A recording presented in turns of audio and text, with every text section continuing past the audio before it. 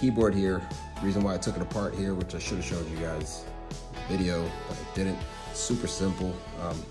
So right here's my button. It was sticking, so I had to kind of clean it out so that I could get rid of the juice that was spilled on it a couple weeks back. What I'm doing right now is I'm trying to saturate this alcohol. It's Q-tip with alcohol, and I'm just rubbing the sides because the sides still had a little bit of dried juice on it, which is the reason why my button was sticking. I hate that. I'm pretty sure. Oh, I dropped it. Okay, I got it. Now, I'm just cleaning around the surface. I don't know if you guys can see that. Just cleaning around the surface because, as I said, it had dry juice on it. I'm cleaning this a little bit. That's where that button sits. So you see this right here? Yeah, it's like a little red.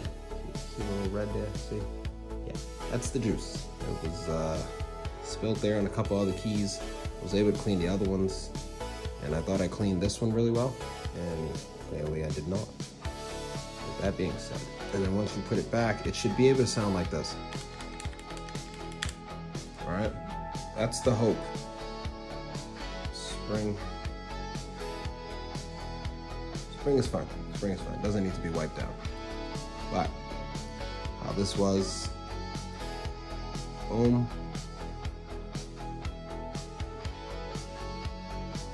bam, bop, bada bop, boom, pow.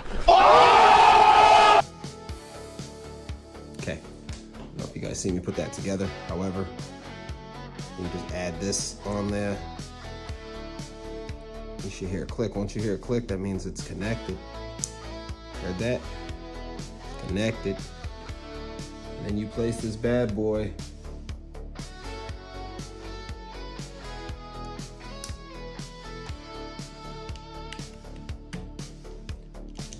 there you go. Pop that. There you go. That's how you deal with something that's sticky from juice spills or any other spills that'll make your buttons hard to the touch. You can do the same thing with remotes, but with remote controls, they are more complex because all the components and if you remove them safely. But thank you guys for watching. I will see you guys on the next video.